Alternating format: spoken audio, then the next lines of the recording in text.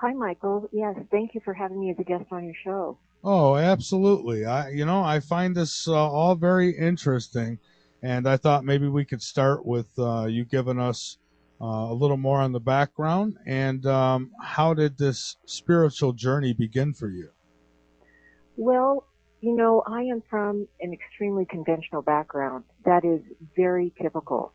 I was raised in Missouri Synod Lutheran Church, and of course, I had never heard about meditation, reincarnation, even the word channeling from my background. But I was 22 years old, and I was the manager for an advertising department of a small weekly newspaper in the Pacific Northwest, and I'd been asked to go pick up an ad.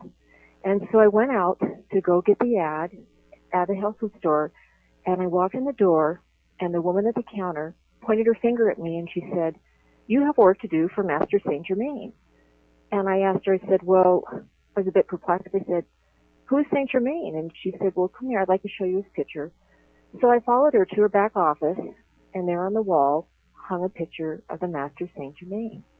And he honestly looked like someone that I had known before, although there wasn't any way that I could have, because the picture was obviously 19th century France and someone that really was not a contemporary whatsoever. But for some reason, I felt like that I knew him and recognized him.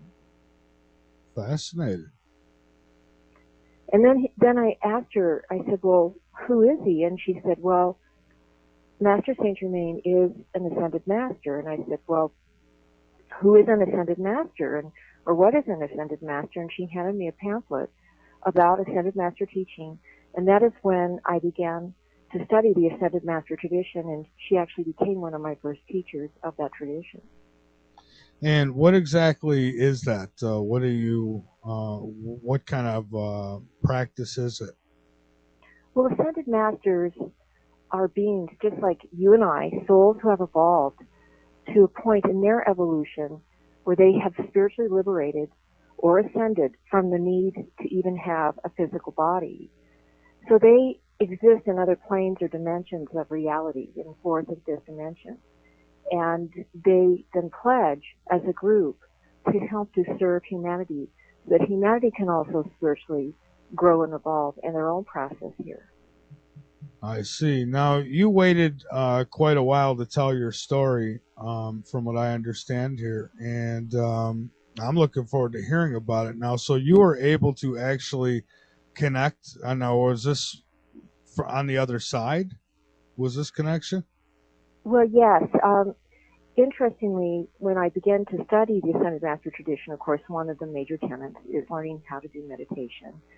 And through meditation, of course, then you can not only open up the chakra system, but also open up your consciousness to new levels of seeing and hearing information.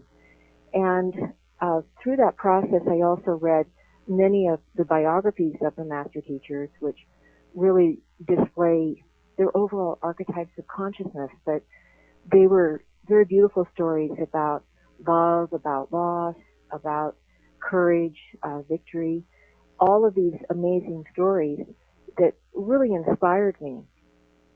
And that was in the mid-'80s when that happened. And I was really more or less in my studying phase of their tradition. So, is But, this something like out of body? I mean, do you actually leave the body? well, no, trance technique is very, very different. Of course, there are some trance channelers who will leave their body, like J.Z. Knight, I think, is one of the famous channelers who actually will step aside, and the deity Ramtha will actually use their body. But that is not at all the technique that I used at all. I was very good at meditation, and it would seem I was at a meditation class, and the meditation leader said, "Well,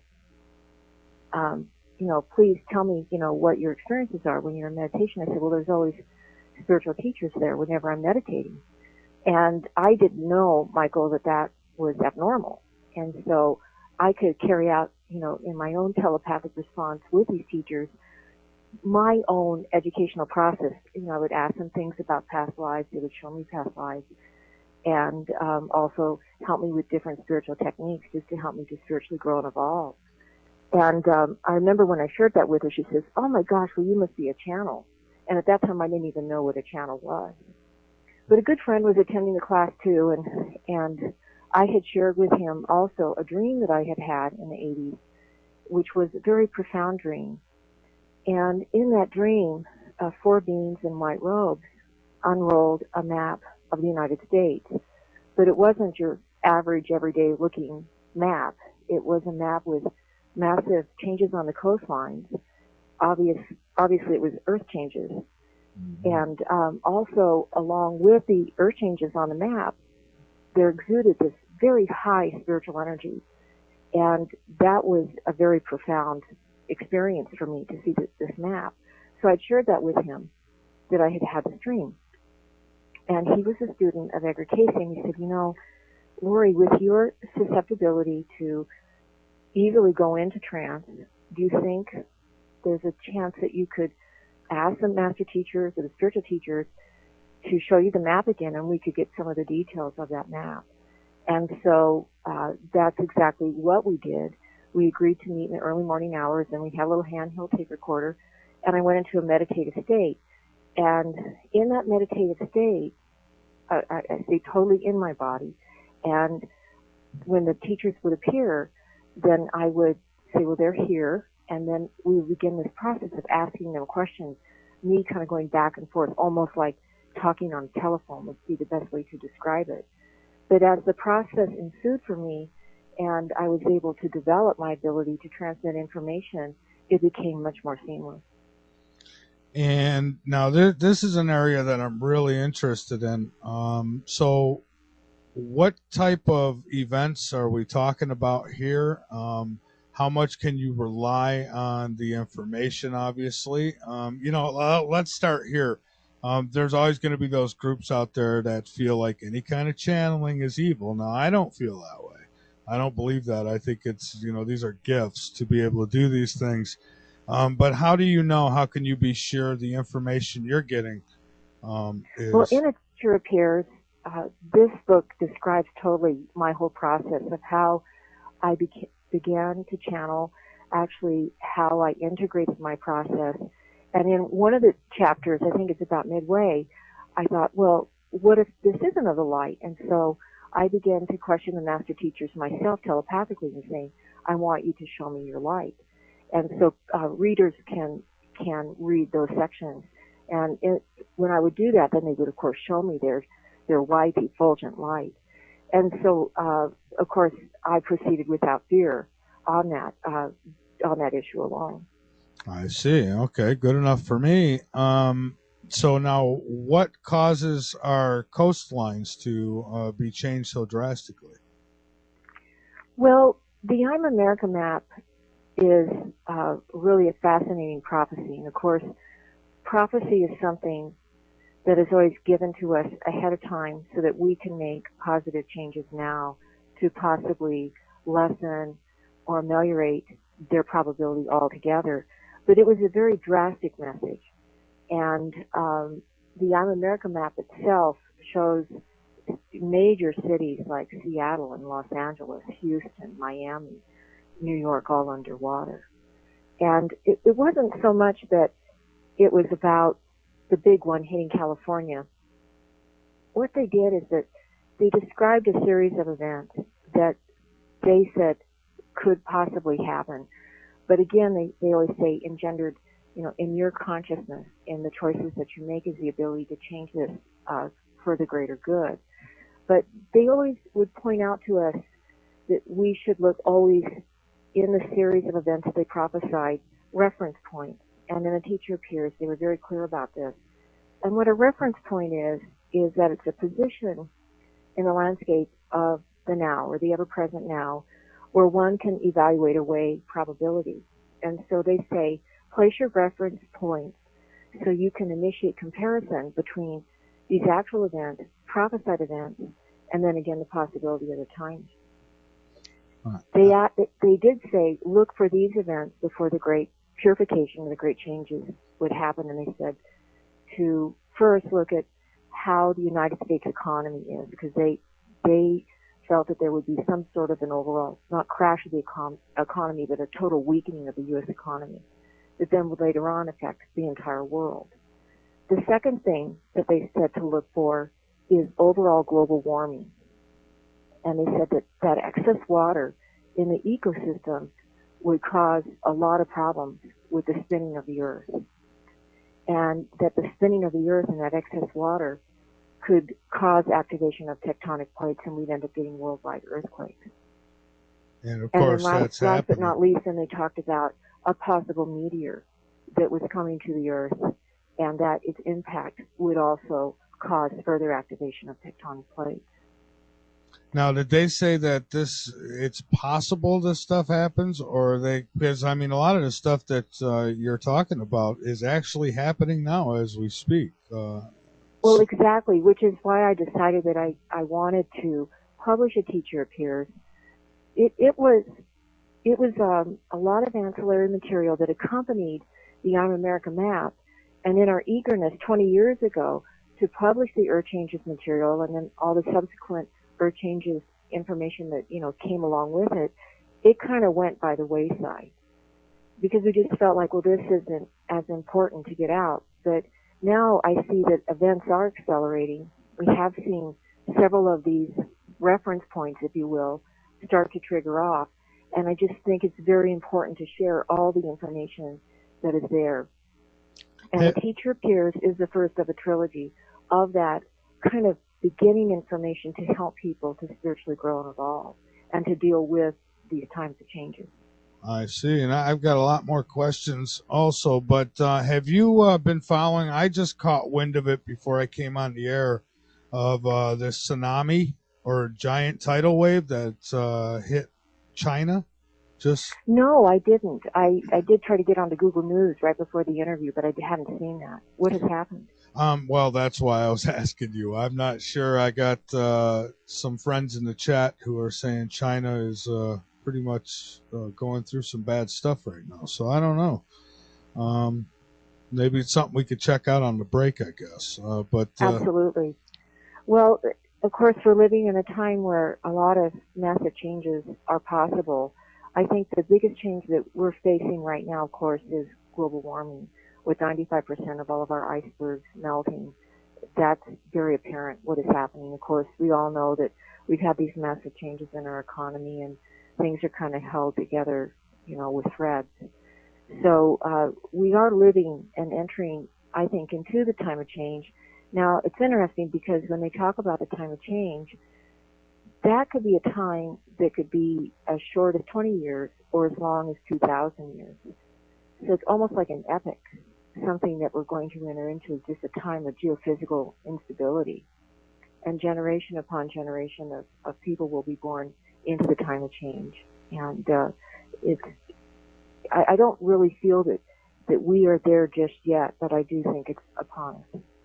There are a lot of changes. I mean, earthquakes are up, I don't know if it was 7,000%, I think somebody had told me yesterday. And then the storms, I mean, here in South Carolina, we've gotten rain continuously, all but maybe a few days for the last 3 months. So the weather's changing. Then we're hearing people worry about shark attacks. Well, now I find that there's these squids that are migrating because of the temperature changes in the water. I mean, people think about because the thermohaline, which is, regulates by the salinity of the ocean water, that's also something we need to have major concern about, because as these freshwater glaciers and icebergs melt, then we are actually altering that whole ocean conveyor belt. And that is why the master teachers in Freedom Star, which is the world map for changes that we produced after the I'm America United States map, they actually talked about how some of Europe would plunge into a mini ice age during the time of great change.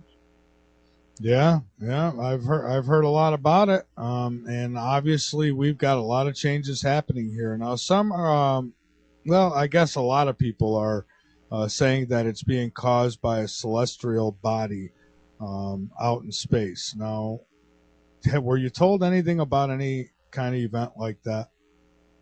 Well, in subsequent work, they shared, of course, a lot about the galactic center, or the great central sun, and the energy that emits from that. And that is it's a non-visible non-quasar type of light that actually helps us to evolve and grow. And it regulates the epochs of time in classic Puranic Hindu timekeeping systems. But as they would explain it much more simply, is that it is actually helping to start or ensue a golden age upon the earth. And I know it's hard to believe that we actually are in a golden age, but it's a tiny one. We are actually in what is known as Kali Yuga, which is more of a downward trend, but we get this little reprieve of 10,000 years that started in 1899. And so the galactic light is growing. And I think this is why we do have some technology that's being given to us right now that is freeing us. But overall, the quality of life for some people, it really is not there yet.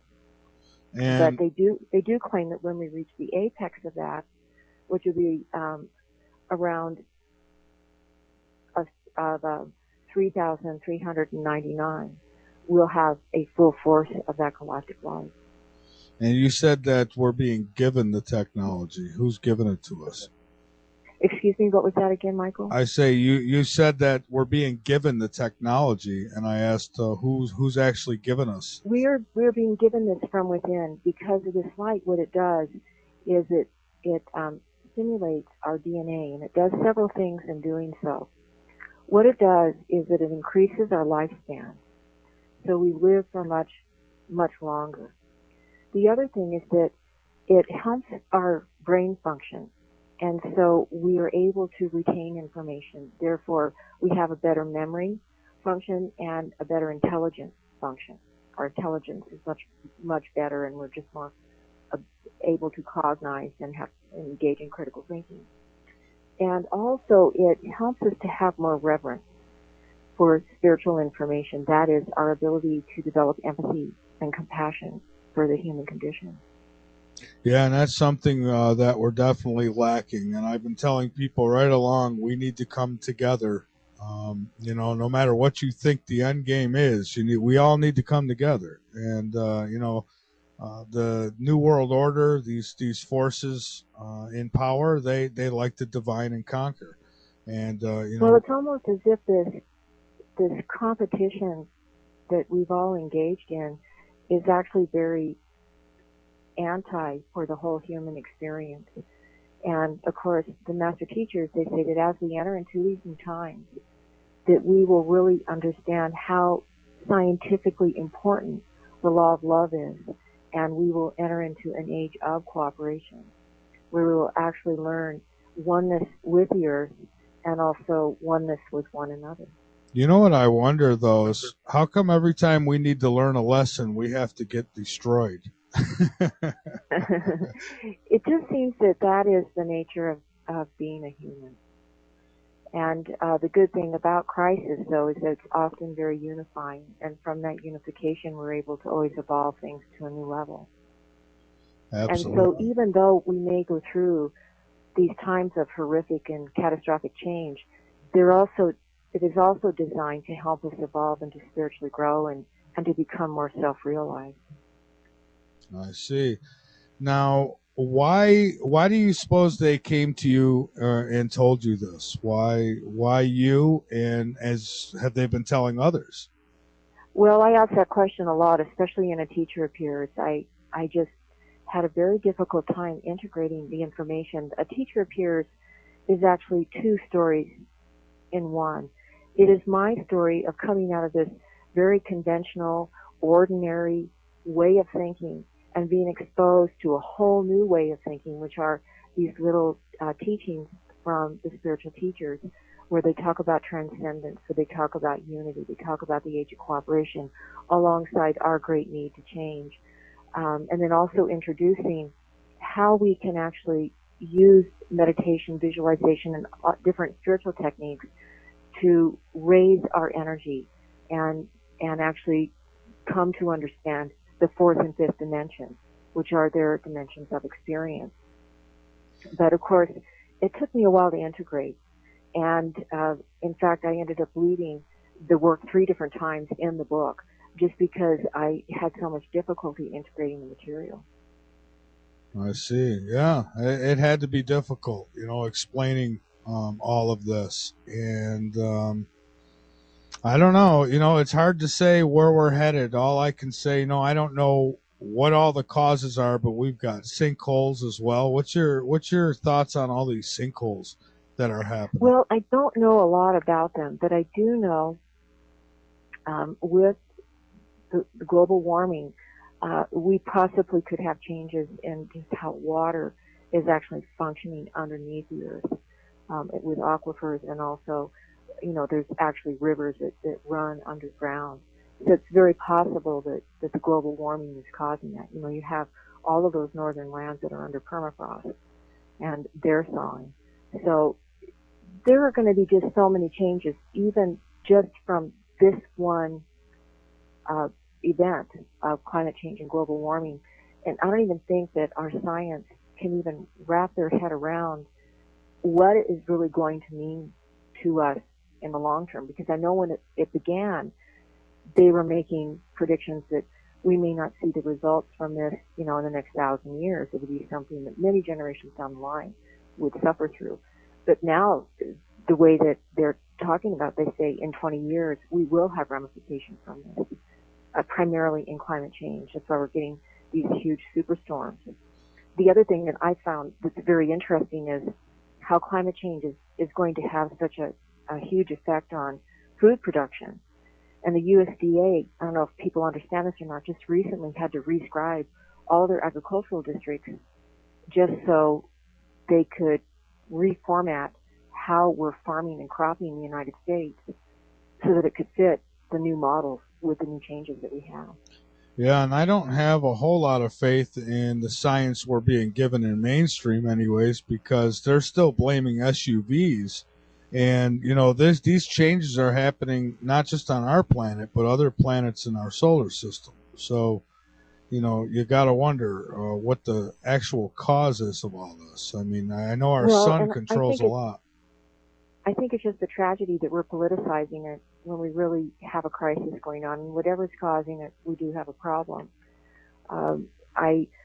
There's a great documentary that came out in 2009 called Chasing Night by James Baylog. He was a photographer for National Geographic, and he had noticed just by a fluke, he did not believe in global warming at all. And he began to take photographs of icebergs and glaciers, and then would go back to the same location. Several months later, noticed that they were receding. So he raised money, and he set up timed cameras, and ended up producing this amazing documentary, Chasing Ice. And he says that basically that ice is the canary in the coal mine. It basically can give you and show you what is happening to the whole world ecosystem. And of course, I was interested because this matches many of the prophecies that are in A Teacher Appears. So it's very fascinating to understand what is happening, but I do not think that our science is at the point where it can properly interpret that for us and tell us exactly what is going to happen. Right, and I think that even the ones who can, some of the ones who really go outside the box, they're not allowed to tell us. No, they're not. They're not, and I honestly don't think that we can even rely on, conventional news sources. I began to notice that, at least 5 or 6 years ago, that it just didn't seem that things were accurately being conveyed to us or reported to us, just how drastic these changes are. And so that's when I began to keep an Earth Changes blog, and I just began to keep as many news stories as I possibly could find from revered sources and good sources of just what we're undergoing right now in terms of these superstorms and massive hurricanes, terrible snowstorms, just everything that is happening right now. Yeah, it is absolutely incredible. I don't remember a time in my life when I've seen so much going on. I mean, we're literally watching our planet change before our eyes. And, never before, I don't believe in human history has anybody been able to actually see all these changes in their lifetime. Well, and they say that if we continue with the global warming and climate change, the trajectory of where we're going right now, they say in 200 years, one half of all the species of animals that are present right now on the earth will be extinct. Oh, I forget what the numbers are now, but I think it's in the thousands, might be the hundreds. I don't want to exaggerate here, of species that, become extinct every day on this planet.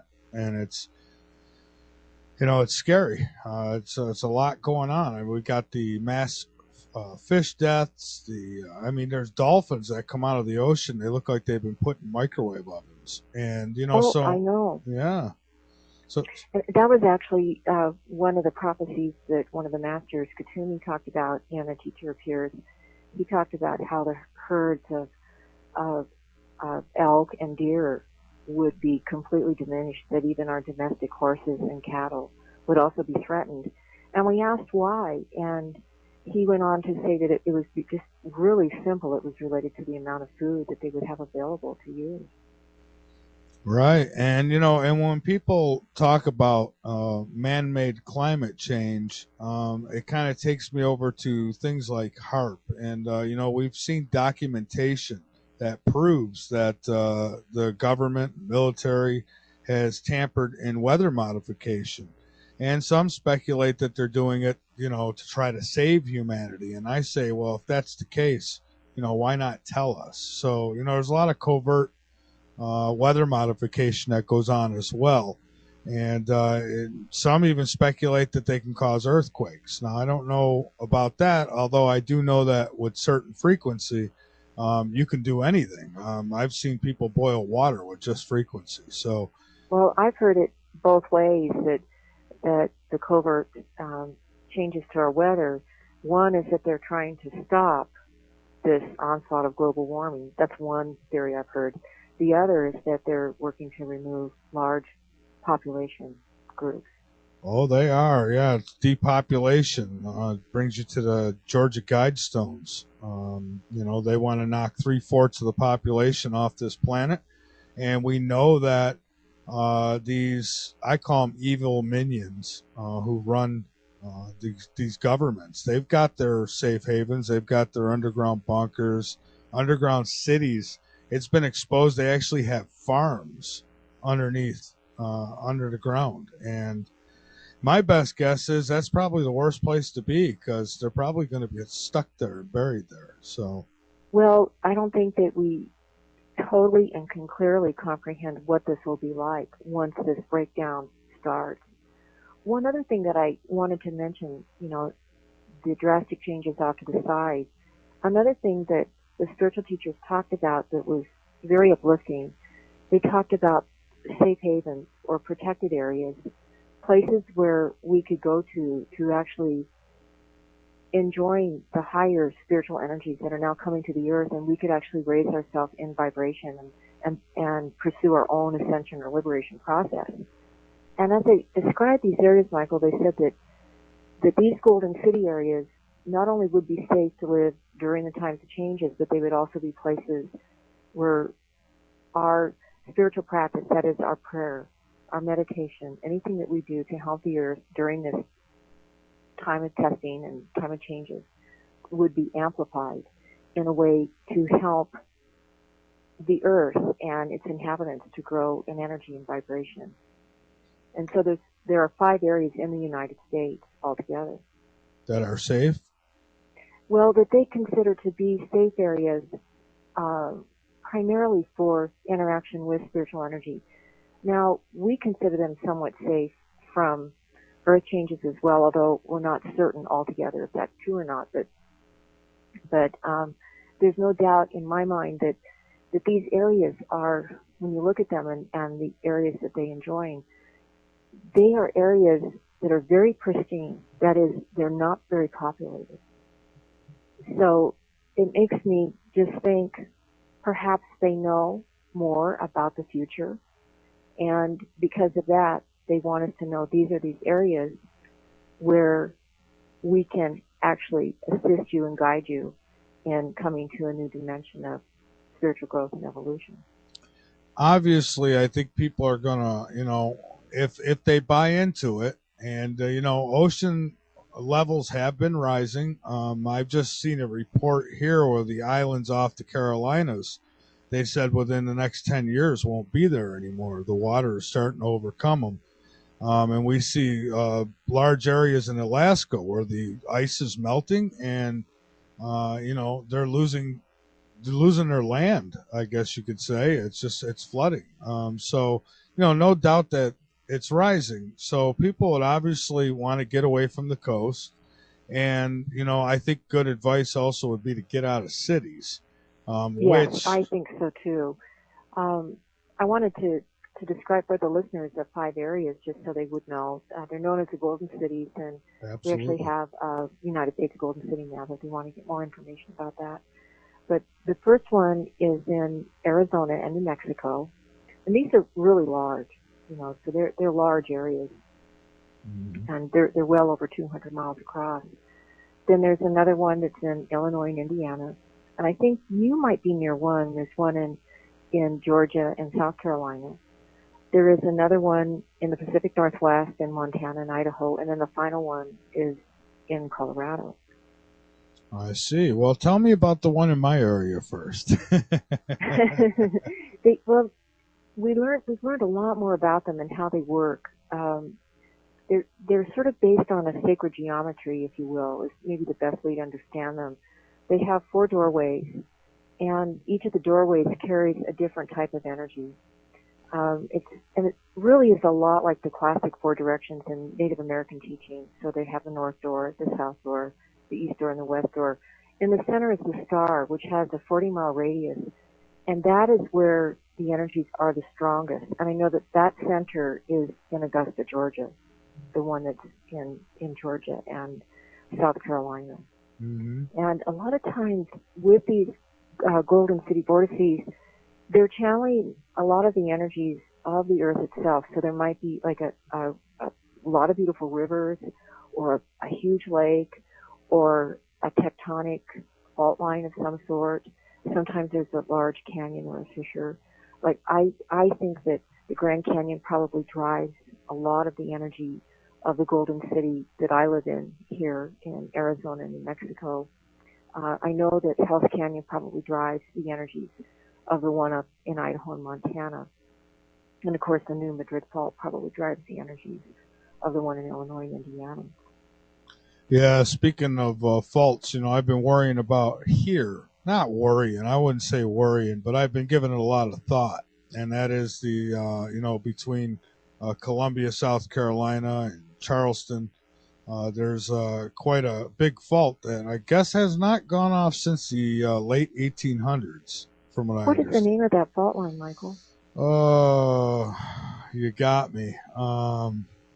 That's interesting, because that might be driving the energies of that vortex in your area.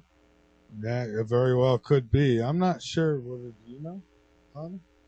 The fault line here? I moved here in 2008, so I'm going to play dumb on that one. But I know that there's a pretty big one. And the last time it went off was the late 1800s, and they said it's well overdue. And with all the rain we've been getting, I'm guessing, a good lubricant. So, at some point it's got to give. Absolutely. Well, again, as I've said before, once we enter into the time of change, it could go very quick, or it could take a long time. We could be in geophysical change for thousands of years. Mm-hmm. It is important, though, to understand that alongside these drastic changes that these spiritual teachers have informed us about, is that they also say that within us is the gentle revolution which can redirect the course of such events. So spiritual practice, meditation, and work that we can do for others through empathy and compassion actually raise us all in vibration, and perhaps through that change in our heart and change in our choices will actually change some of these prophesied events on the earth. And that would be a good thing. So now, what would you suggest as far as people? Some people don't take this stuff very serious, and others do. And for the ones who do, what would you suggest for those who maybe can't just pick up and move and do things like that? Maybe preparedness a little. Well, preparedness, I think, is very important. Of course, as I just mentioned, spiritual preparedness is always the best, because if you're grounded and you're in your heart, you will be able to deal with almost anything that will happen in the tumultuous time of change. But I also I didn't used to advocate storing food, but now I think you should have some sort of a program in place. Not something that, that you're just dusting off, but get into some sort of food storage program that you can actually rotate as part of your everyday diet. Store grains, store legumes. There's many other, types of dehydrated foods that you can store. And I think ideally you should have at least 2 years in place. Some people advocate having a lot more, having 7 years in place. The master teachers also talked about always having precious metals and gemstones, that when our economy falters, that we may not be able to trade with others. And so that's a way that we can still have a tradable resource, is what they call it, in place, to own your land free and clear. I also, in the teacher peers, they talked about heirloom seeds and how seeds themselves will become a commodity that will be traded during the times of change. Now, of course, with weather patterns being unpredictable, we just don't know really what is going to happen. But those are just some small things we can do. And I also think it's important, if you can, to grow a small garden. Maybe not for your primary food source, but also just so you can begin to create a oneness with the earth and to reconnect with the earth, because that is a very healing aspect of all of this. It returns us to a more organic and sustainable way of living, and also helps us to join in our own oneness with the earth. New Madrid, that's what it's called. Oh, it's part of the New Madrid Fault? Yes. Mm-hmm. So that's what it is. I've been trying to pull it up here because it just slipped my mind. I darn, it was going to bother me, so I had to find out. But yeah, that's what it is. That's a dangerous fault line. It's really fascinating, because when we were working on all of the information in the teacher peers, at that time, the Cascadia fault line had not even been discovered. And of course, there's massive changes that are prophesied to happen in the Pacific Northwest at the time that's where we were living. And so I think now that they say it's just not a matter of will it happen, it's just a matter of when will it happen. And the tragedy of that whole area, especially Seattle down to Tacoma, is that none of that has really been built for massive earthquakes.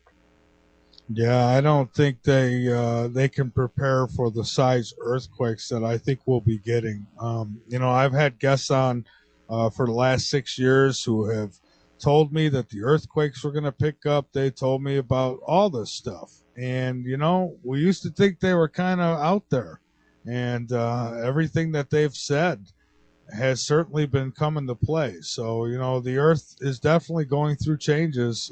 There's no denying it. And that's why I tell people all the time, no matter what you think the cause is, the fact is you cannot deny that we are going through these changes, and people should prepare the best that they can. I'm letting the old Holy Spirit guide me. If it's time for me to get out of my area, then I would suggest, or I would expect rather, that I will get that sign to do so. Hopefully, well, that's what I rely on as well. And in fact, people will say, well, should we move? And I'll always say, well, you need to check within and go within. And safety is always a matter of heart. So if you get the guidance to move, then of course, then you should probably follow that. But interestingly, there have been many people I've encountered in the 20-some years of sharing this information who will get information to stay. And a lot of times that is because for their soul's journey, that's where they must be at that time. And there are people that they need to touch or service that they need to give and to be part of. And so it's always fascinating to me, because the time of change to me is not about, fear. It's really more Right. about acceptance and surrender to a whole natural process. Yeah, and going back to the elite leaders again, they obviously are aware that something is coming. I don't think they built all these underground bunkers and these seed storage facilities that they have and all this other stuff that they've done, not to mention the billions of ammunition they've bought. I mean, so obviously they're prepared for something. So I always say, watch the animals in the woods. When you see them running, you know something's about to happen. So same thing They goes do in tell us ahead Washington. of time, don't they? Yeah, same thing goes with Washington. Keep your eye on them. You see them scatting for out of the woods, then you know something's coming. Yeah. Yeah. Another thing that the master teachers have shared with us through the years is what I call sort of their divine intervention, how they see the changes and how we can move along with the time of change and actually realize a better time on this earth. And of course, the golden cities that I described, I think, are part of that. And they come out of, in Ascended Master's spiritual teaching tradition, they come out of the Western Shambhala tradition. I don't know if you've ever heard of Shambhala or not, but it's like a higher vibrational frequency city, ethereal city, and so they see the golden city somewhat carrying those really beautiful ethereal fourth and fifth dimensional energies. They claim that overall on Earth that we will enter into unity consciousness or a Christ consciousness, and that will also help us to grow and evolve to higher levels of compassion and empathy. But the one thing I thought was really fascinating, and maybe you've heard about this too, Michael, but they talked about the birth of new highly evolved souls on Earth. And these are known as the new children. And they actually are souls that are incarnating. They have never been on the Earth before, and they're coming from other solar systems. Are they have these very high vibrations. Are these star children? Well, sometimes they're called star children. Sometimes they're called indigo children. They're called blue children. They're called the new children. They're called a lot of different things. I just call them the new children. That they're coming and they have a whole different way that they relate to life itself. And primarily, the way that they are different is that they're very free, and they do not like restraint of any type. And so they have a different way that they interact, and I think that they're going to carry and weight our culture and our civilization in a totally different direction. I see. And I think that they'll play a role in creating a more enlightened culture on Earth in the new time. All right, let's talk a little more about that after this next break. So hang on, and this is all based off your personal experience, and we'll get into that briefly next. But yeah, go ahead. Where can I get it? Yes, I wanted to mention this before we got into more prophecies. People who are listening can go to I'mAmerica.com or to LoriToye.org, and that's LORITOYE.org, and actually download a free audio version of A Teacher Appears. And we really had a great time creating this audiobook. We cast 12 different voice actors for the roles of the 14 different spiritual teachers that share prophecy and spiritual teachings in A Teacher Appears, and I think that they will really enjoy it. Okay, great. And so now some have asked about credentials. This isn't so much a credential thing as it is a personal experience, correct? It's more of a personal experience. A Teacher Appears is all about how I opened up to and surrendered to the spiritual teachers and their request to share this information. And then also it's the backstory of how I actually help them to create the I'm American map. Okay, and I do have it's kind of a poor picture, but I do have a picture of it on the main page. I've got to get that worked out. For some reason, some of these pictures, the slider I have isn't capturing the entire picture, but people can go. Do you want me to go over the coastlines with you for your listeners? Yes, please do. Okay. there is a large bay that is in the Pacific Northwest, and of course that leaves Seattle underwater. Spokane, Washington is part of the new coastline, so is Lewiston, Idaho. Now this is sort of interesting, but Mount Shasta in California remains, and it becomes almost like a peninsula of land. And of course, then the coastline moves all along southern Idaho, and Salt Lake City is underwater, and the seaport goes all the way into Denver, Colorado. Wow. And so ocean waters are covering all of Nevada, most of Utah. And then the next major point on the coastline is down to Phoenix, Arizona. So Los Angeles and San Francisco are underwater. There is a large island that is, they call it Gibraltar Island, which is part of the Yosemite mountain formation in California. That remains. Interestingly enough, San Diego, California also is above water after the Great Changes. They talked about the flooding of the Mississippi and the Missouri rivers and its tributaries. And they said that the Mississippi River would flood and widen so much that it would almost break the United States in half. And so a large bay forms over Louisiana and a lot of Texas, and Houston is underwater, and Dallas, Texas is now part of the new coastline. Of course, New Orleans is underwater. In the northeast, they talked about, remember we talked about the thermohaling and perhaps the changes in the climate. They said that would get very icy and cold, and that they would have really drastic and very cold winters during the time of Great Change, that there would be a lot of high winds that would hit the East Coast. And then also they talked about how the southern tip of Florida would actually sink and go underwater. Since that time, first, printing the I'm America map, we went on to share prophecies for the entire world, which are in the Freedom Star World Map. But then we updated in 1996, 1997, the I'm America map. And at that time, the spiritual teachers presented what is known as the six-map scenario, and it shows how the changes could occur from one map to the sixth map, the I'm America map being the sixth map. But they then explained two very interesting spiritual concepts. One, how human consciousness is related to these types of changes and how drastic they are, and also the idea of simultaneous realities, that there are these different realities that could be existing, and we are actually almost leaping between different realities, as you can understand, and when you see the different maps and how the changes occur.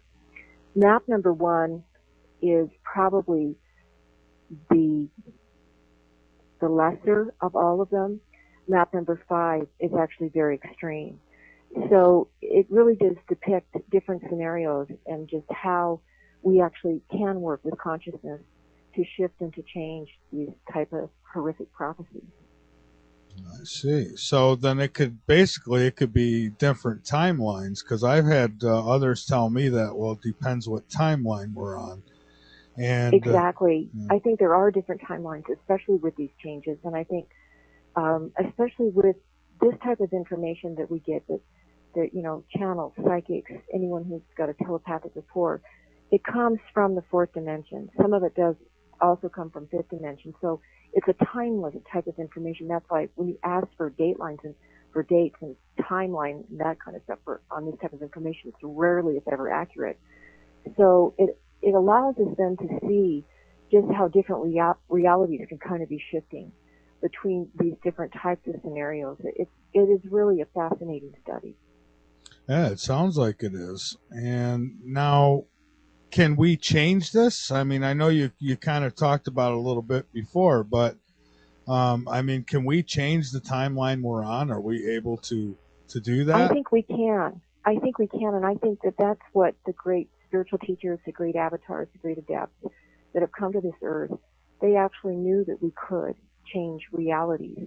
And so that's why they would often make these very simple statements, but very profound statements, that we are all one, or everything is love, because these are the qualities that actually can change these types of events.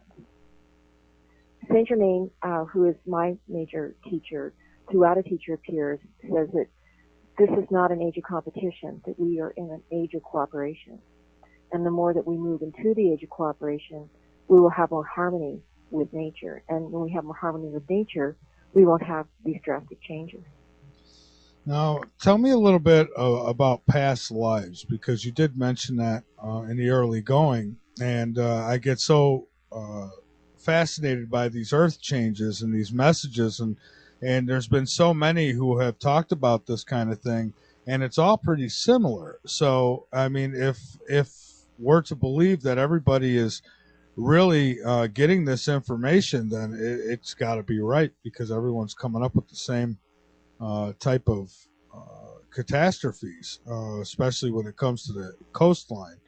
Well, I think many of us have probably lived on Earth in another time where we went through similar changes.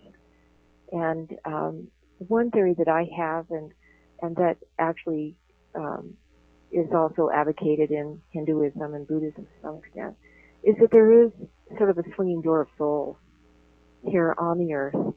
And at times there'll be a group that will come here and they evolve and they grow and they get ready to leave. And as they get ready to leave, then another new group comes in. And of course, who knows how many lifetimes that they've had here on Earth, growing and learning and getting to the point where they leave.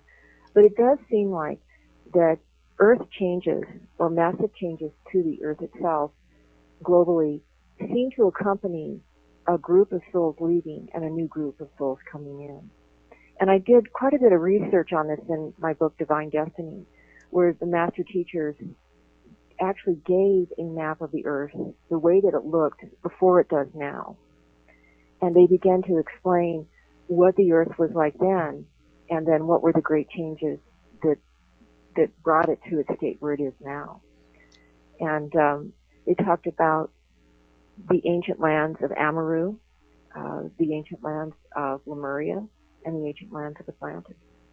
Mm-hmm. I was just going to say, and we know that this type of event has happened in the past, because when we get information of scalings of the bottom of the ocean floor, there's actual cities that are, on the floor of the ocean, right in between Cuba and Florida, for instance. There's pyramids and looks like I don't know, golden sidewalks or something they've got under there, but it's like a little city. Yes, and that's one of the areas that at one time was Atlantis. Now Atlantis, as I understand it, and my research in Divine Destiny, actually had three sort of, if you will, eras of history. And the final great sinking of Atlantis happened around 9,800 BC, around in there. Don't quote me because I don't have my notes in front of me on that, but around that time period. But it went through many different levels of different catastrophes. Hence, they went through changes many, many times in their civilization. So I would suspect that this is kind of what is upon us now, that as we enter into this time of change, that it will be a pretty long period where we will see a lot of geophysical change. Do you think there comes a time, and maybe these teachers told you about a time, where we'll all, I believe we're all spiritually connected, and will there be a time when we evolve to a point where we don't have to go through these catastrophic lessons, if you will? I think so. I don't know if that will be here. I think we evolve and grow, and some of us stay here in the higher dimensions and help those, who are in third dimension to evolve and spiritually grow. I think that we, as a soul, we are immortal and we move on.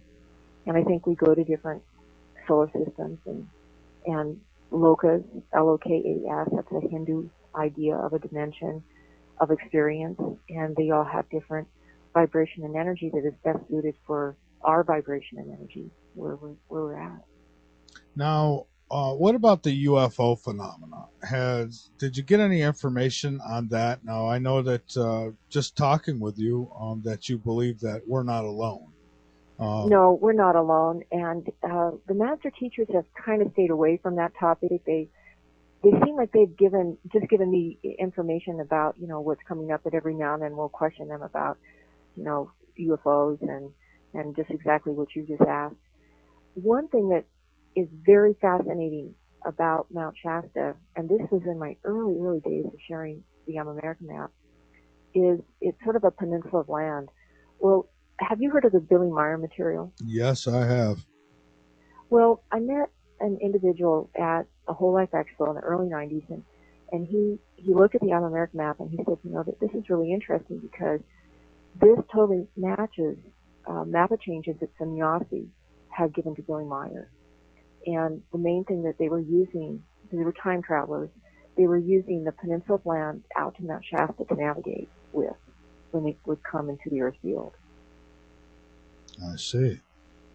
Okay, and the star children now, we left off going into the break talking about these, different names, but I know them as star children. Are they just sitting, waiting for their time to come? I mean, how does all that work? Well, my sense on it, Michael, is that some of them are being born now because right now the earth needs them. We need them to help us raise energy and vibration. They say that many new children will be born into Europe, and they're being born right now. Some of them are actually in their 20s and early 30s.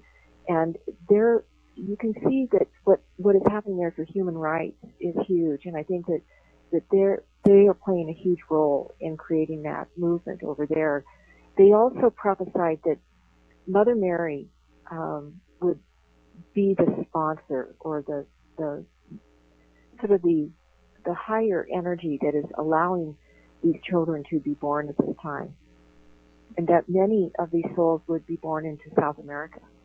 There would also be a scattering of these souls also born in the United States and some into Canada, but that in sort of the apex of the golden age, that most of them would be in South America. And it's interesting because in the world map, it shows that South America retains a lot of landmass, and so does Africa. And we asked them, well, why do those two areas retain so much landmass and the United States loses a lot, Europe is practically gone? And they said it's because we're going to actually change our whole orientation and move more into a feminine way of living and thinking. And of course, those are more in the southern hemisphere, and so that is where more of the culture and the society will come from in the new time. I see. And somebody's asking if you receive these spiritual messages. I'm going to rephrase it a little bit. He asks if you receive it through the air. I think what he means is, telepathically? Yeah. Is that how this? Yes, I think that's the best way to describe it. It is also, there's different levels of trance, of course, and there's different methods of channeling. I developed my ability. I'm a clairaudient trance channel. That is, I can take my meditation technique to a level where I can actually receive the information, voice received, and then we tape record that, and then from the tape recording of that, we create a transcript, and then from the transcript, then we go through a whole editing process, and that's how I produce my book. Okay. It's a long process, and we're very careful with it that we keep the information in its highest clarity and purity. Now, did they want you to get this information out? Was that one of their sole purposes for you to tell people? I believe it was. Of course, just an FYI, a master teacher will never, ever tell you what to do. Right. They won't say do this or do that. That's not how they work at all. Instead, if you have a problem and you go to them and say, well, what do you think about this? They're very much like an elder brother or sister, and they'll just put their arm around you and basically say, if I were you, this is what I would do. And then they'll quote the universal laws and educate you in laws of cause and effect, hermetic law, whatever is applicable for the problem. And with this, it was apparent that we were facing such catastrophe and possible cataclysm that we felt we really had a duty to future generations to share this information. And so we asked one of the master teachers just how should we, posture this type of material. And he said, send this message to the earth with love. And so we've always taken this approach, much more softer approach with our material, but this isn't all carved in stone. that instead it's up to us and the choices that we make every day that will change the world that we live in. Now, do these teachers do they work for God Himself? Is that where Well, the way that we see it is that everything is God. Right. And everything is interconnected through this universal source of creation. And we are also part of that as co-creators, that within us is an innate divinity that is waiting to be realized. And so we actually begin a process of self-realization or self-actualization, which they would describe as the ascension process, or in Hinduism it's known as the liberation process. Okay. All right. And we've got to take another break here. This one, what is it? I mean, why do we come back? What's the purpose of coming back? Is it that, I kind of speculate that maybe we don't complete what we're supposed to, or we haven't learned that lesson and we have to come back? Yeah, go ahead. I don't know if it's so much that we have quote unquote lessons, but I think we come back to have experiences.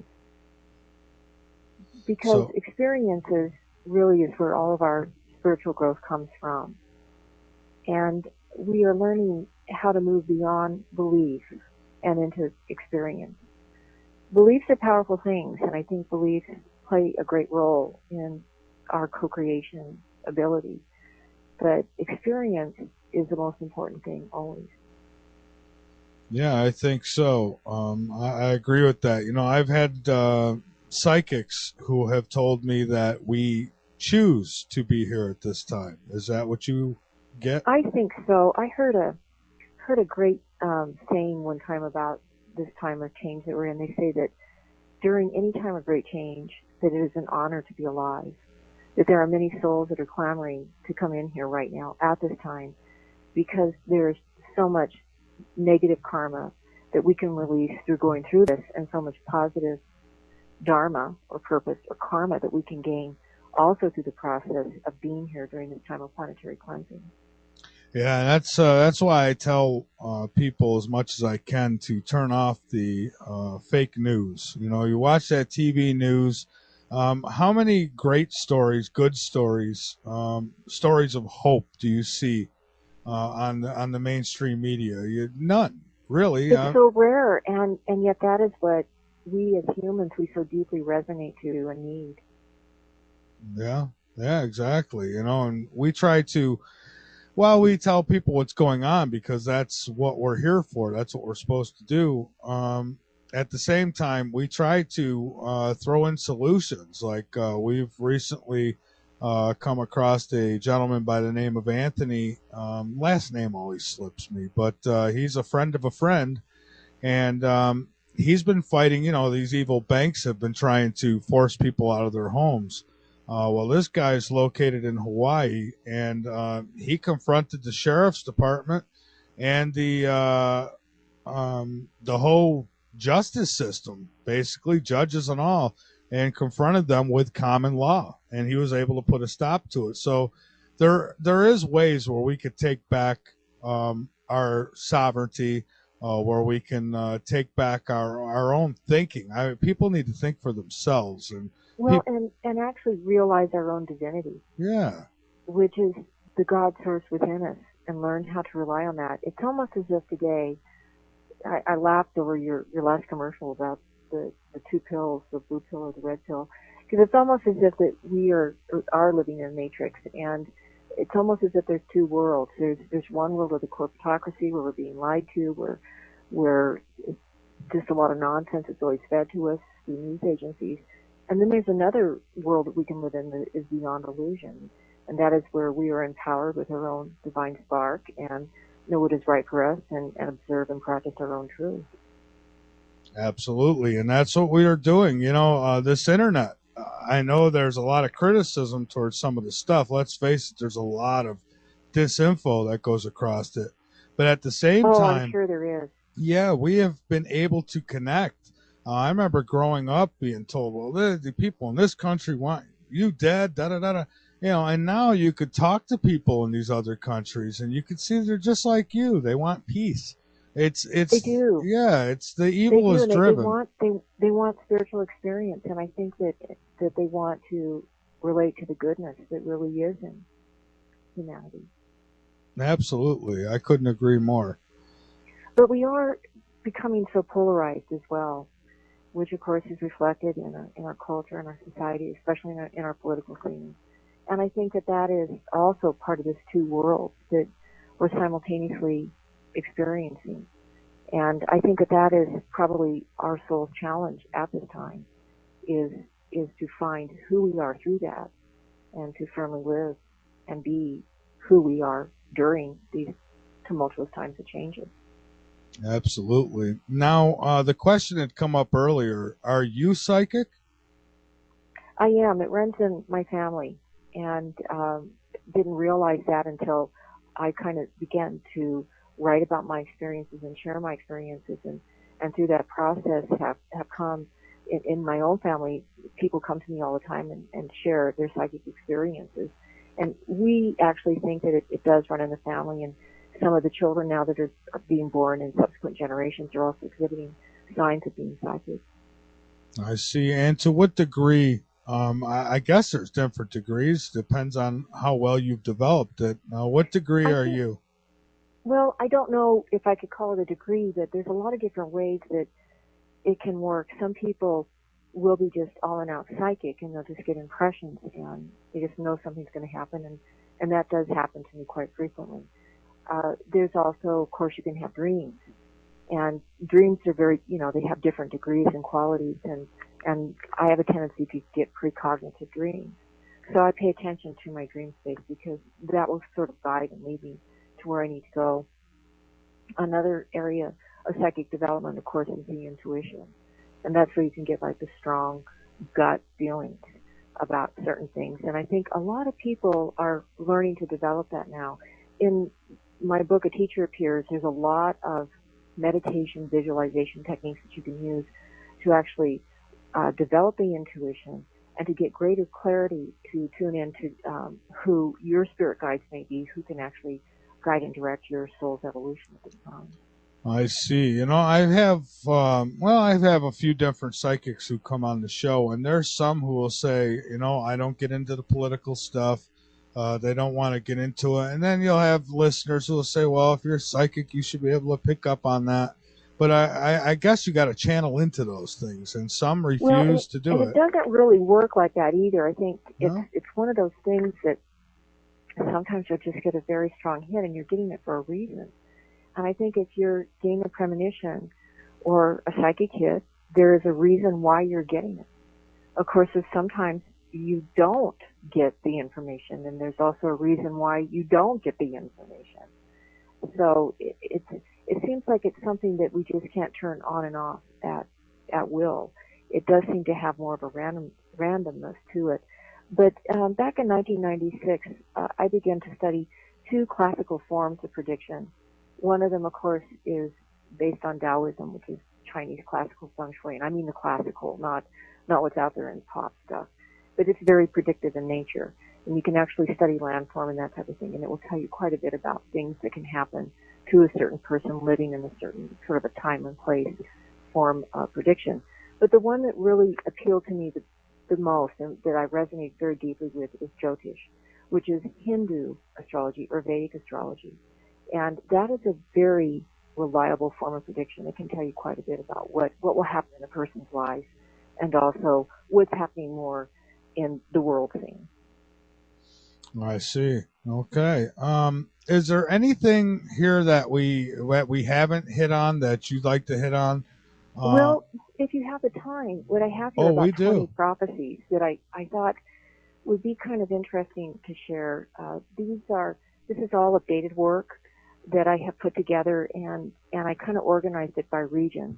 All And right. this is, I think, a good way, just by going through this, we can kind of look at those reference points and see if any of these make any sense as we traverse into this time of change. We've still The got very, another hour, so if you want oh, it. terrific. So please go ahead. Well, the first area I wanted to talk about is California.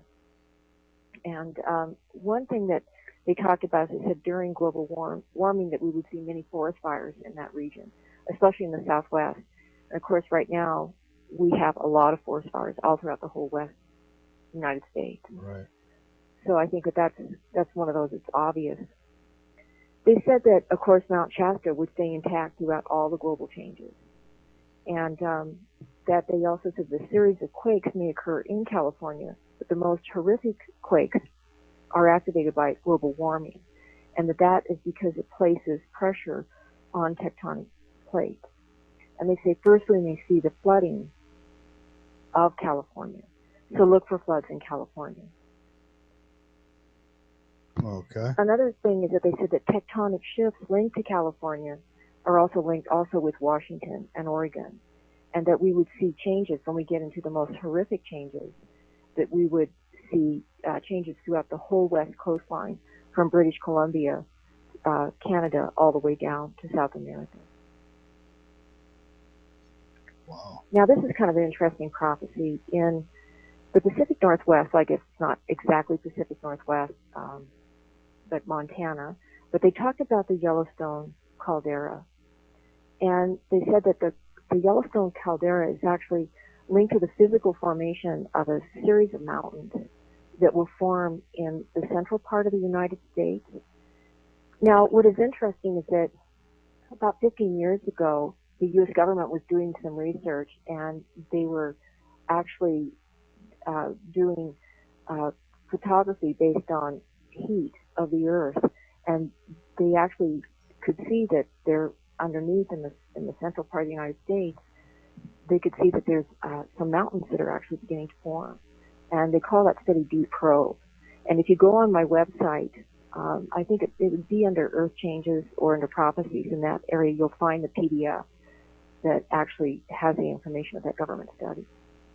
Oh, that's very interesting. And I believe the Bible actually covers something like that in Revelations. Maybe it is that mountains will rise and mountains will crumble, or something along those lines. Oh, that's fascinating. Yeah, they call this new chain of mountains the Cooperation Mountains, and they're prophesied to rise up in about the 200th year of the time of change, and then they actually, as a geological formation, they form all the way down through Mexico and then go through Central America as well. Wow. Okay, so, and what else we got?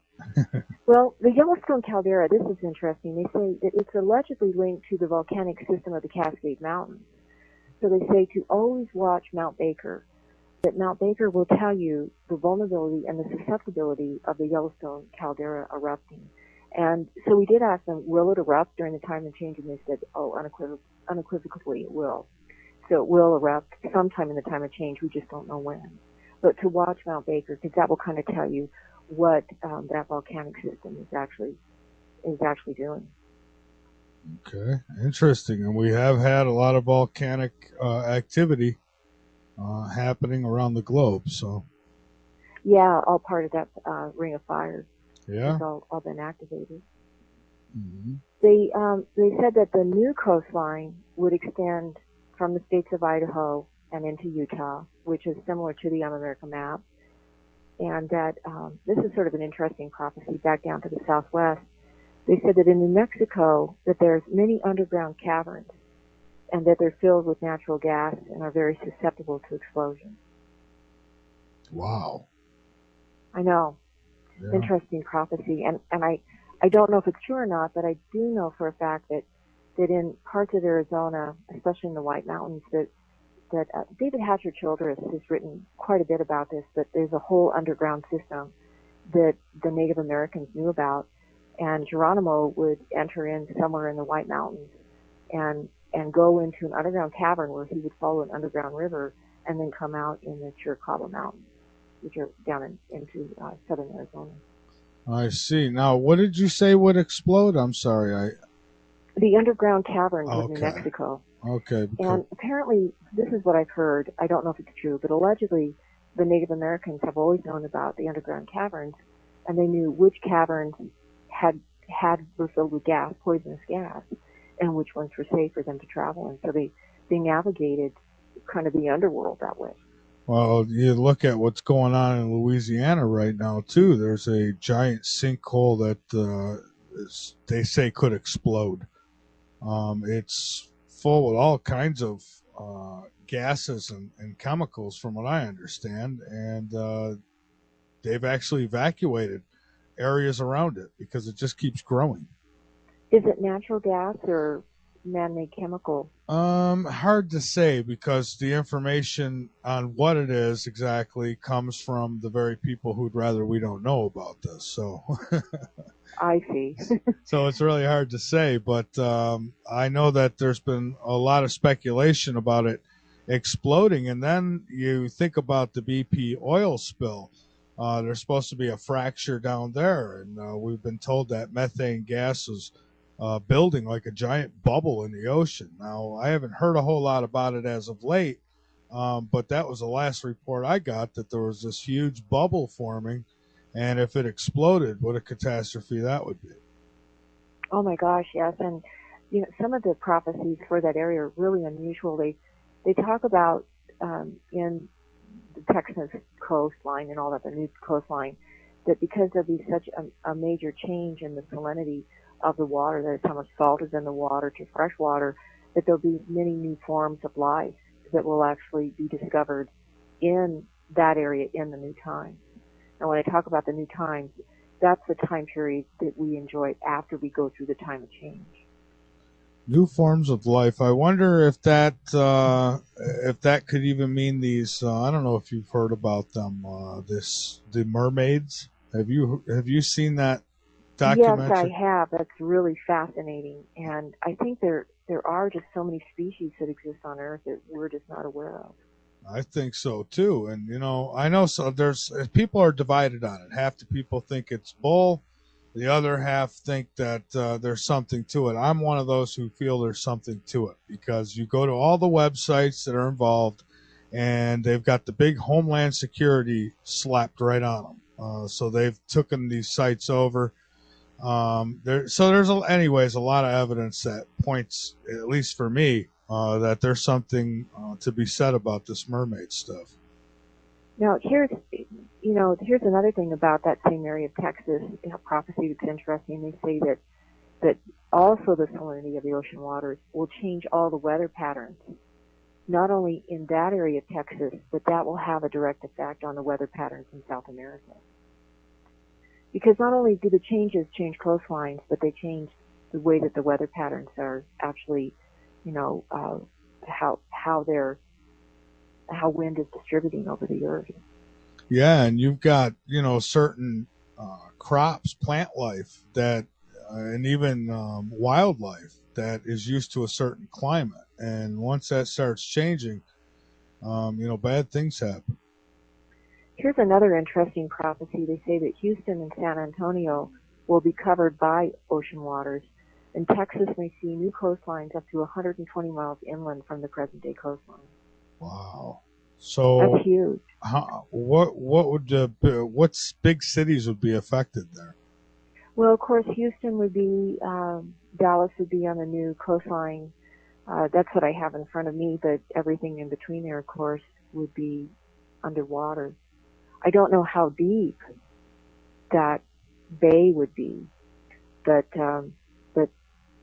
they wouldn't be habitable. Right, and somebody made a good point here in the chat. He says if all those tunnels explode, that would take care of the elite hiding underground. Well, never put all your eggs in one basket, huh? Yeah, that's true.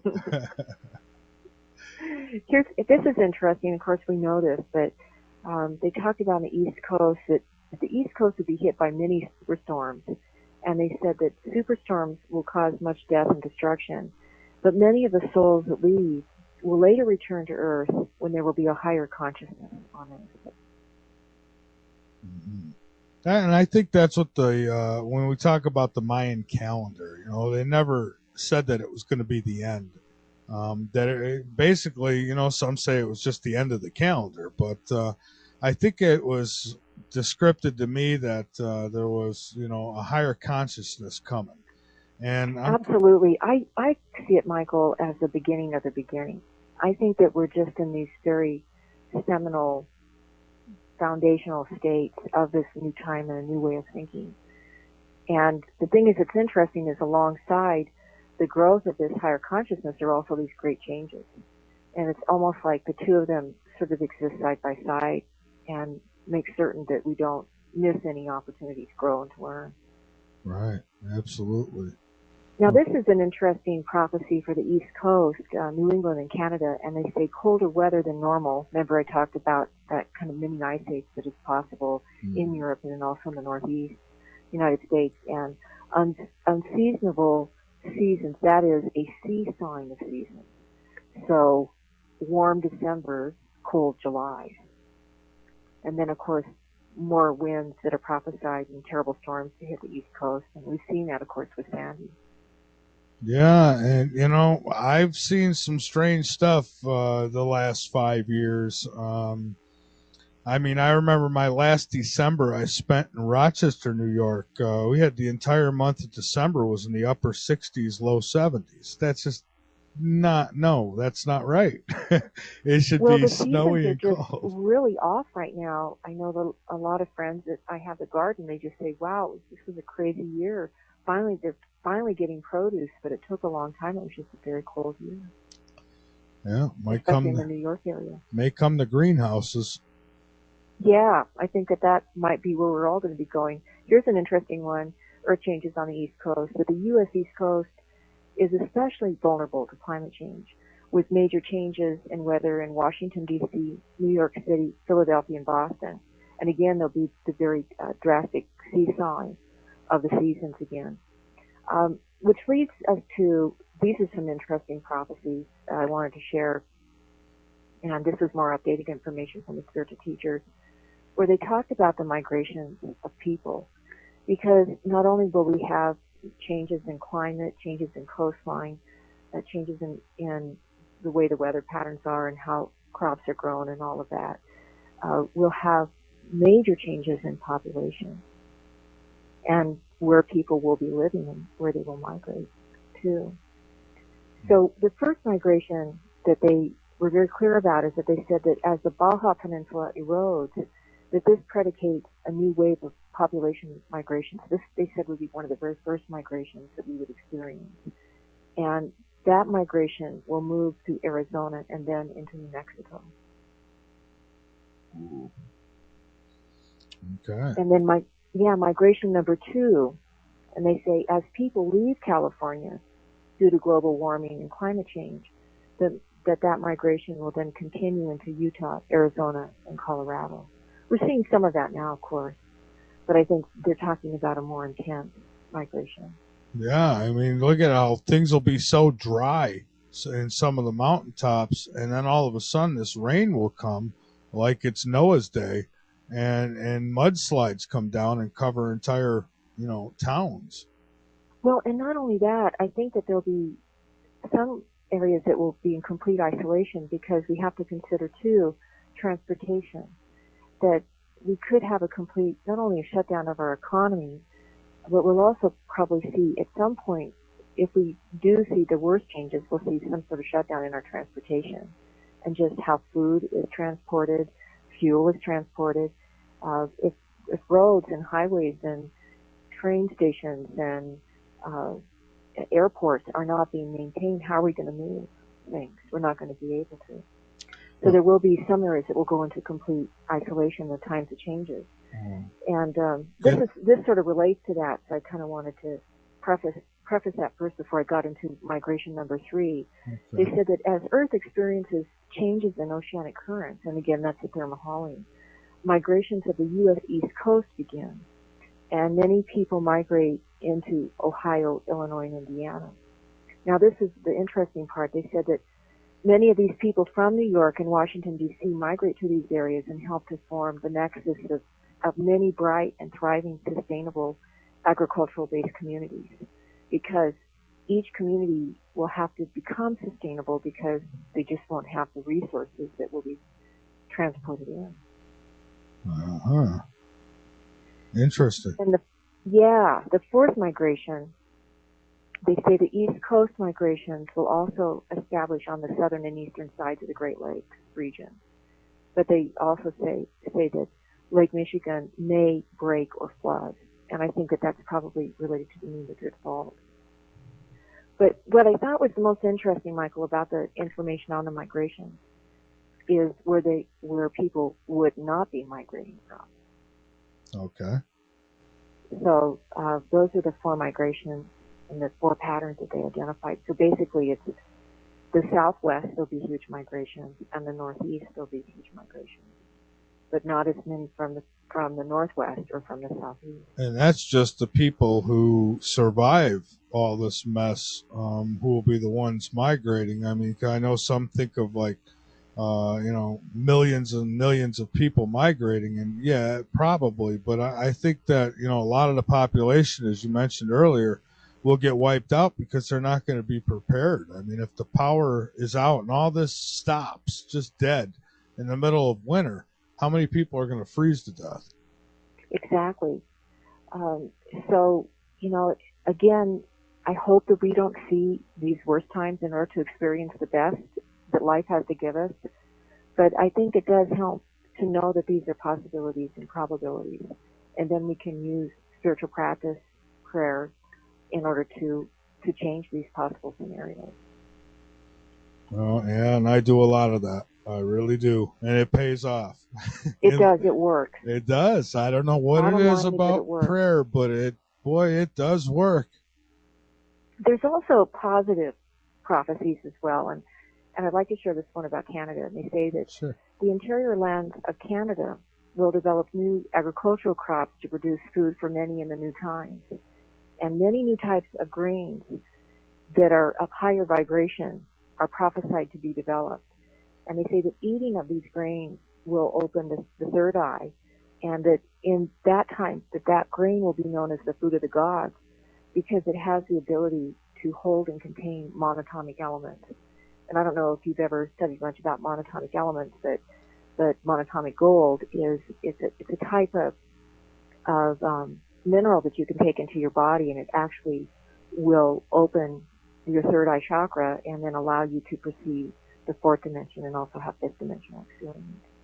Yeah, definitely going to have to be in touch with that third eye. Oh, yeah. And I just thought that was interesting that a grain would actually be developed that would be utilizing that type of element. Yeah, who knows? Some kind of herb. I believe Earth has it all. Whatever we need, I do too. It's here. Yeah, at least for now. They say that the northern lands of Canada that are under permafrost will thaw, and that the west coast of Canada will go under ocean water. So it seems like most of the west coast of Canada and the United States and even South America are really, doesn't look good for them. But especially during massive earthquakes. And I think that might be the Pacific Rim, which people who've studied Atlantis and Mu and Lemuria, they think that that's probably what has caused that continent to rise and to fall, is the movement of that huge tectonic plate.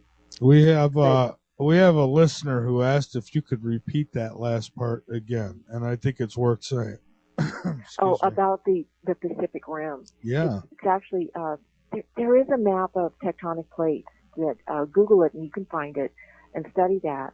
And many of the ancient, or people who studied the ancient history of Mu and Lemuria, they theorize that it is the movement of the Pacific Rim that has caused those continents to come and to go. Oh, and he says the atomic gold. He wanted to know more about that. Okay. Yeah, monatomic. What you want to do is Google the work of David Hudson. He's the Phoenix area farmer, and he actually did all the research on that.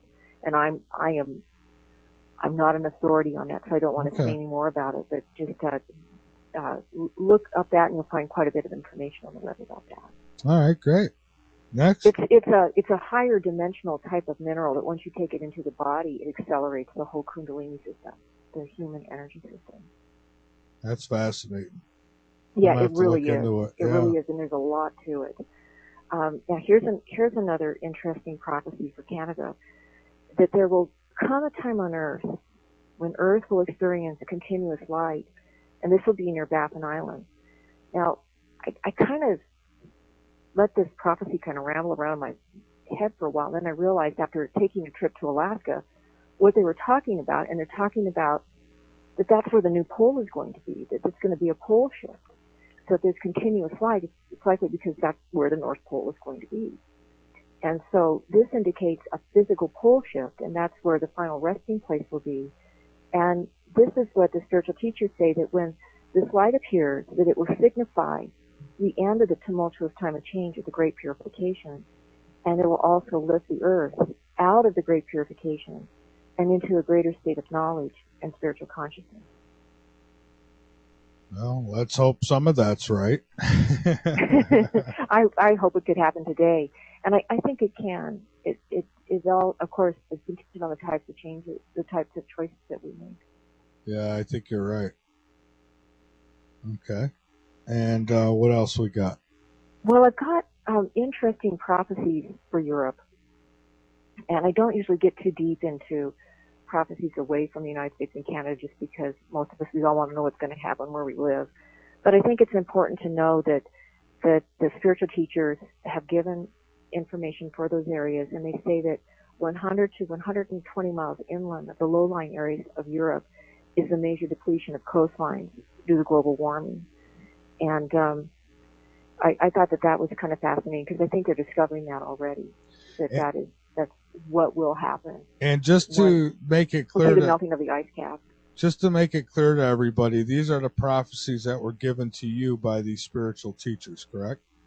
Yeah. Okay. And if you send me a list of these, I'll post them under your links on the website and keep them there for people to see, because people are very interested in this stuff, as well they should be. Well, and this was fascinating too, Michael. They said that through the warming of the climate and melting of the ice caps, that there would be flooding all throughout Europe. And, they had horrific floods this year all throughout Europe. Yeah. And they said that many European cities are prophesied to go under the ocean's waters, Rome, London, and Paris.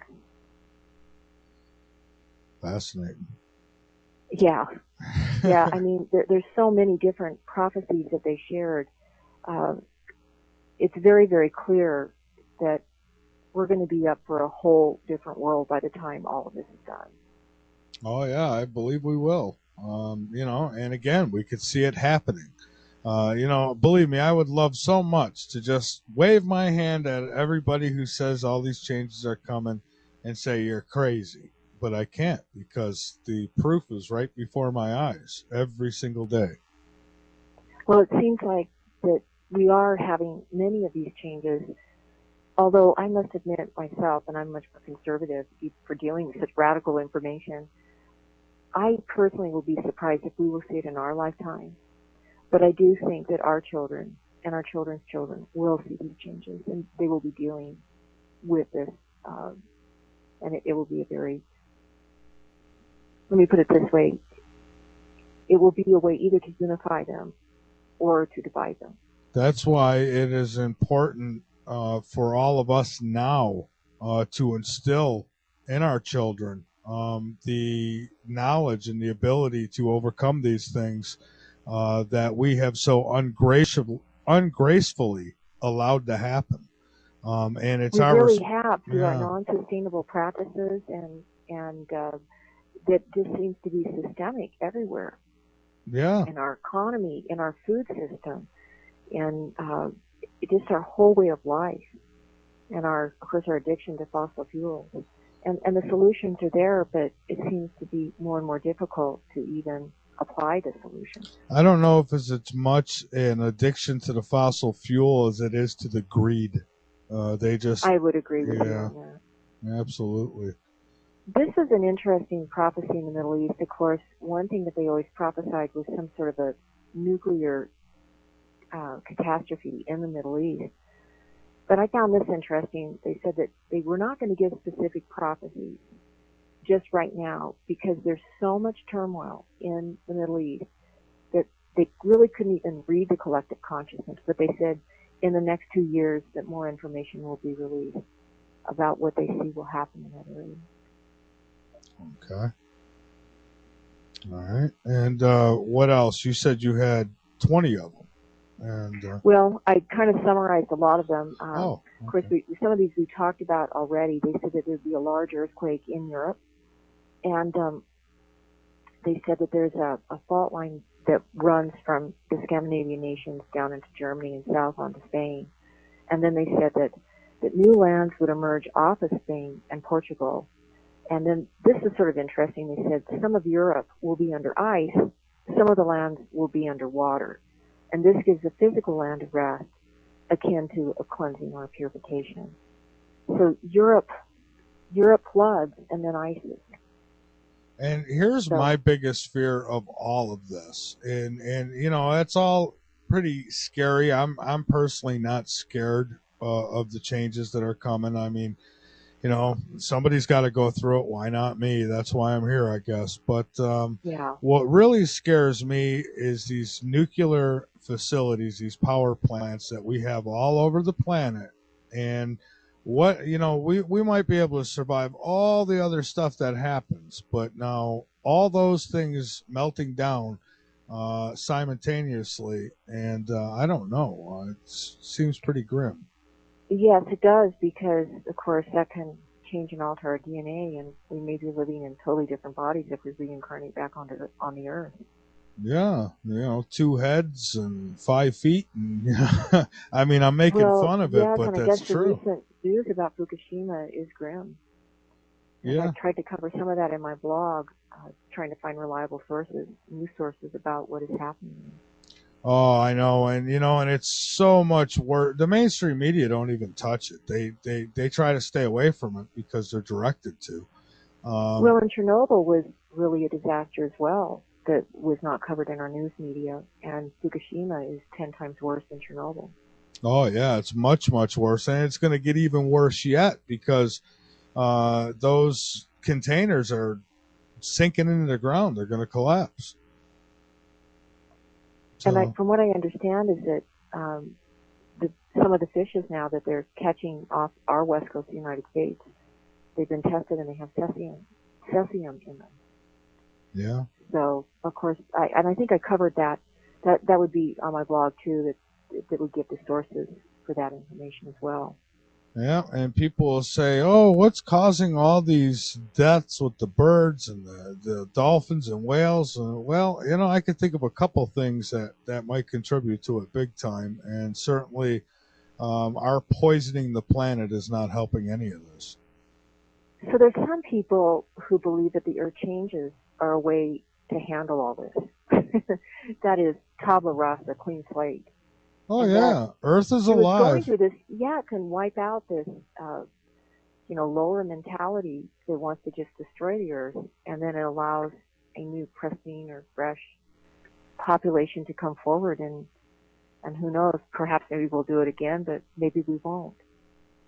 And you know, I believe that the Earth is kind of like the human body. You know, we get some kind of virus or bacteria, and our immune system goes after it, some germ, you know, and I think that the same thing happens here. We continue to make her sick, and her immune system's going to kick in. I think it is. Yes, and she'll just shake us right off of her back. Oh yeah, like fleas on a dog. Exactly. This is sort of interesting. The changes, this is, my interpretation of the spiritual teachers, are shown ahead of time so that we can bring these possibilities to our conscious awareness, exactly just what we're talking about right now, Michael, and enable us to make empowering or different choices now. And this is what they say. It is important to not keep our head in the sand. We must face what is in front of us. Absolutely, we do. And, you know, denying it's not going to make it any better. And, you know, and I try to go away from this show without telling everybody that there's no hope. You know, some out there say, oh, there's nothing you can do. You know, there's always something you could do. You should always have hope. We were given these minds because we're supposed to use them. And, you Absolutely. know, yeah. And, you know, I always have hope right to the very end. It's just who I am. If there's no hope, why bother writing books? Why bother doing radio shows? I mean, you know, there'd be... Why even talk about this if all it is going to be the end? Exactly. We're talking about this because we want to actually change what is actually prophesied, what is the possibility, what is the probability. And through actually changing the way that we may act, whether that be spiritual, whether that be just in how we treat our neighbor on a daily basis, how we interact in our own community, if that begins to effectuate a positive change in the world, then that has a trickle-down effect. And I think that it does indeed affect the earth. And we may not see the worst of these times. Instead, we may see more of the best of these times. Yeah, and there's always that chance if we all come together and get on the same page here, maybe we can avoid some of this, and maybe it won't be as bad. Well, I really think that because we did publish the I'm America map in 1989, that at that time we just felt such an urgency to share that. At that time, Michael, we didn't have any idea when the changes were happening. It seemed so imminent that they were going to happen within the next 10 years. And so we just got out there and shared the information. And I think just the fact that we even talked about it is what has shifted some of the energies now with the changes. And in fact, I have a few friends, I think they were kind of depressed that at 2012 we didn't see the end of the world. But actually, I was glad because I realized then that our consciousness had shifted enough to allow us, to have more years to try to change this mess we're in.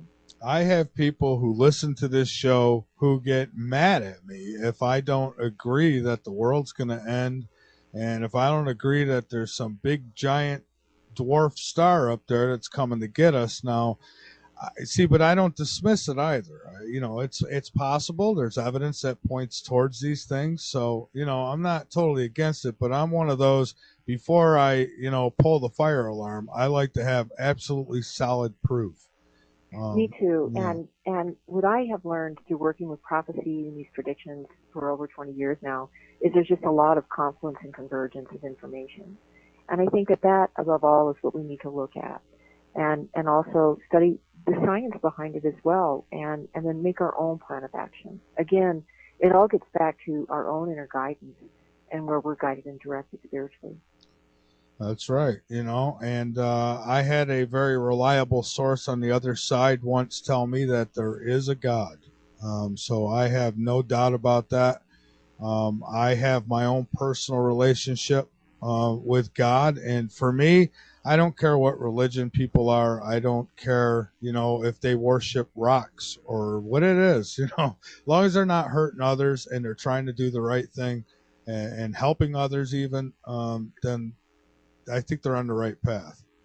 Well, today everyone has their own truth. Yeah. And we must accept everyone else's truths as well. And that's the best way, I think, for us to cooperate and get along. And that cooperation is really what feeds life. Competition kills life.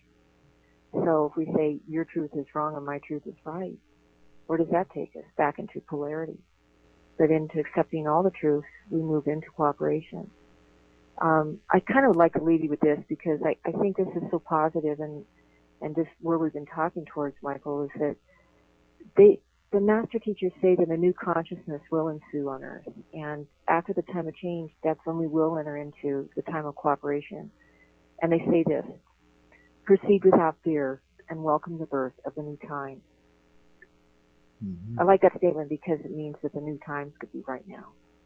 Yeah, I do too. I have a colleague, Peter Kling. He says he's got a book, You Can Survive Armageddon. And, and it's not the end of the world. It's a new beginning. And I like that idea.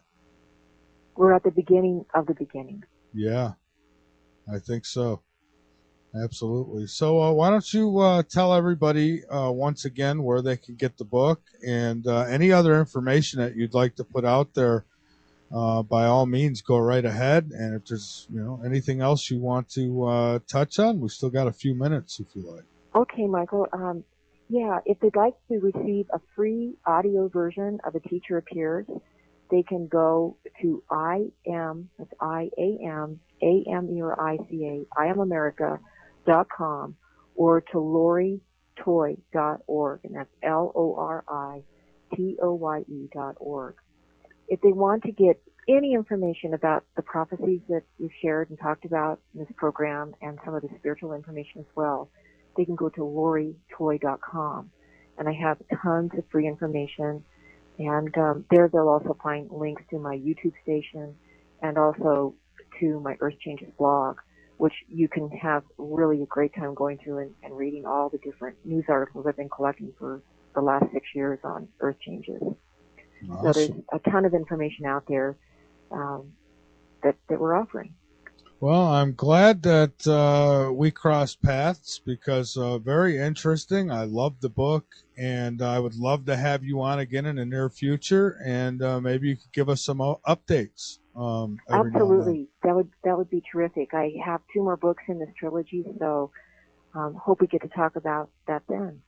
All right, sounds good. And we've got you linked up over on latenightinthemidlands.com, and we'll keep you linked up. We'll put your links over on our link page for everybody to get to you. And I thank you very much for being on tonight. Oh, thank you, Michael. It was a pleasure. Okay, well, you have a good night, and till next time, thank you. Take care now. All right, bye-bye. Okay, bye-bye. Everyone.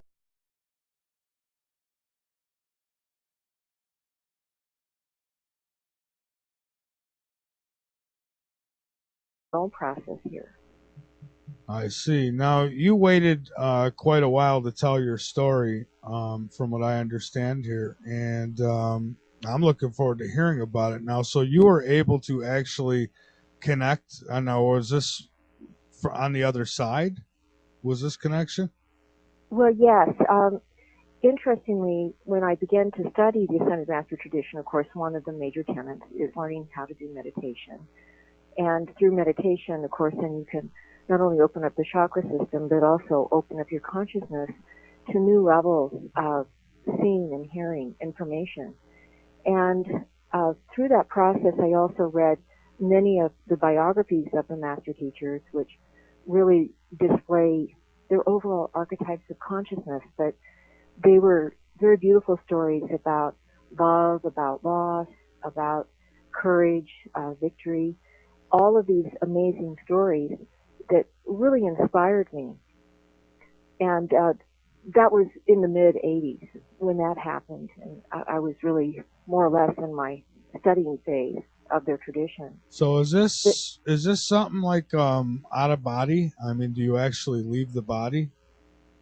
Well, no. Trance technique is very, very different. Of course, there are some trance channelers who will leave their body. Like J.Z. Knight, I think, is one of the famous channelers who actually will step aside and the deity, Ramtha, will actually use their body. But that is not at all the technique that I used at all. I was very good at meditation, and it would seem, I was at a meditation class, and the meditation leader said, well,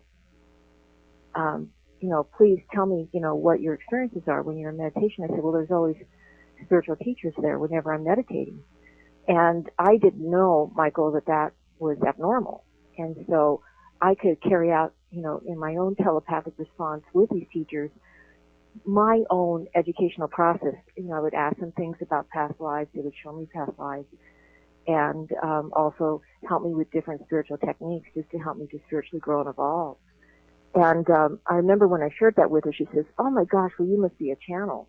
And at that time, I didn't even know what a channel was. But a good friend was attending the class too, and I had shared with him also a dream that I had had in the 80s, which was a very profound dream. And in that dream, 4 beings in white robes unrolled a map of the United States. Be changed so drastically? Well, the I'm America map is really a fascinating prophecy. And of course, prophecy is something that is always given to us ahead of time so that we can make positive changes now to possibly lessen or ameliorate their probability altogether. But it was a very drastic message. And the I'm America map itself shows major cities like Seattle and Los Angeles, Houston, Miami, New York, all underwater. And it wasn't so much that it was about the big one hitting California. What they did is that they described a series of events that they said could possibly happen. But again, they always say engendered, in your consciousness, in the choices that you make, is the ability to change this for the greater good. But they always would point out to us that we should look always in the series of events that they prophesied, reference points. And then a teacher appears. They were very clear about this. And what a reference point is that it's a position in the landscape of the now, or the ever-present now, where one can evaluate or weigh probability. And so they say, place your reference points so you can initiate comparison between these actual events, prophesied events, and then again the possibility of the times.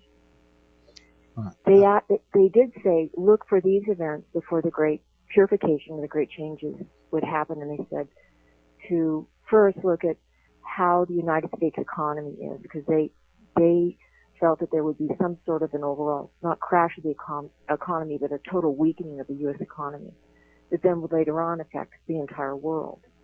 The second thing that they said to look for is overall global warming. And they said that excess water in the ecosystem would cause a lot of problems with the spinning of the earth. And that the spinning of the earth and that excess water could cause activation of tectonic plates, and we'd end up getting worldwide earthquakes. And of course, that's happening. Last but not least, then they talked about a possible meteor that was coming to the earth, and that its impact would also cause further activation of tectonic plates. Now, did they say that it's possible this stuff happens, or because I mean, a lot of the stuff that you're talking about is actually happening now as we speak. Well, exactly, which is why I decided that I wanted, but it wasn't your average everyday looking map. It was a map with massive changes on the coastlines. Obviously it was earth changes. Mm-hmm. And also along with the earth changes on the map, there exuded this very high spiritual energy. And that was a very profound experience for me to see this map. So I'd shared that with him, that I had this dream. And he was a student of Edgar Cayce, and he said, Lori, with your susceptibility to easily go into trance, do you think there's a chance that you could ask the master teachers or the spiritual teachers to show you the map again, and we could get some of the details of that map? And so that's exactly what we did. We agreed to meet in the early morning hours, and we had a little handheld tape recorder, and I went into a meditative state. And in that meditative state, I stayed totally in my body. And when the teachers would appear, then I would say, well, they're here. And then we would begin this process of asking them questions, me kind of going back and forth, almost like talking on a telephone would be the best way to describe it. But as the process ensued for me, and I was able to develop my ability to transmit information, it became much more seamless. And now this is an area that I'm really interested in. So what type of events are we talking about here? How much can you rely on the information, obviously? Let's start here. There's always going to be those groups out there that feel like any kind of channeling is evil. Now, I don't feel that way. I don't believe that. I think it's, these are gifts to be able to do these things. But how do you know? How can you be sure the information you're getting is... Well, in A Teacher Appears, this book describes totally my whole process of how I began to channel, actually how I integrated my process. And in one of the chapters, I think it's about midway, I thought, well, what if this isn't of the light? And so I began to question the master teachers myself telepathically and saying, I want you to show me your light. And so readers can read those sections. And when I would do that, then they would, of course, show me their white, effulgent light. And so, of course, I proceeded without fear on that issue alone. I see. Okay, good enough for me. So now, what causes our coastlines to...